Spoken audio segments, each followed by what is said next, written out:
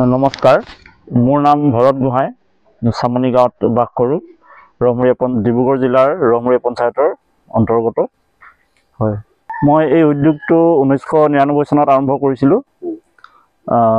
যিহেতু আমি পূৰ্বপুৰুষৰ পৰা আমাৰ মুগা পলুপালন আছিলে, এৰী পলুপালন আছিলে, সেই সূত্ৰে মা দেউতা আৰু নিজৰ পৰিয়ালৰ সহযোগত এই উদ্যোগটো স্থাপন কৰিছিলোঁ। এতিয়া সদ্যহতে 5খন শাল চলি আছে আৰু 5খন শাল নচলাকৈ আছে বৰ্তমান।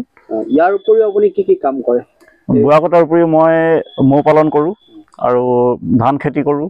আমাৰ এখন সৰু অৰ্কিডৰ নাৰ্চাৰী আছে আৰু বিভিন্ন ঠাইত মই ট্ৰেইনিং দিওঁ। অসম চৰকাৰৰ আৰু বিভিন্ন NGOৰ যোগেদি আজি 20 বছৰ ধৰি বিভিন্ন ঠাইত প্ৰশিক্ষণ দি আছোঁ। কিহৰ প্ৰশিক্ষণ দিয়ে? এইটো বয়ন শিল্প আৰু মৌ পালনৰ প্ৰশিক্ষণ দিওঁ।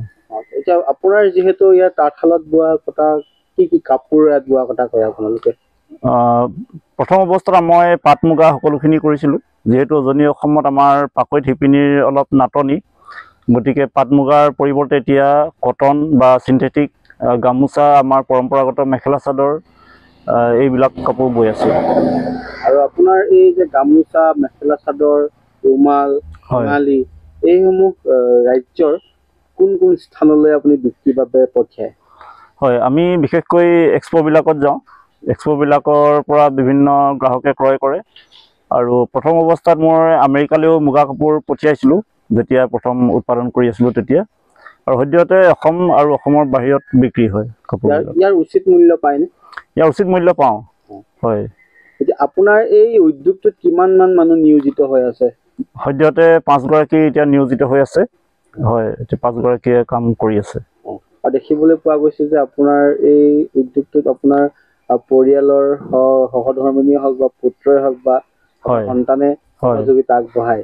হয়, কি ক'ব বিচাৰিব? যথেষ্ট ভাল লগা বিষয় এইটো। হয়, তেখেতলোকে যিহেতু মোৰ কামবোৰ জন্মৰ পৰাই দেখি আহিছে, গতিকে আমাৰ লগত তেওঁলোকে থাকে, কামবোৰ চাই, আজৰি সময়ত আমাৰ লগত সহযোগ কৰে।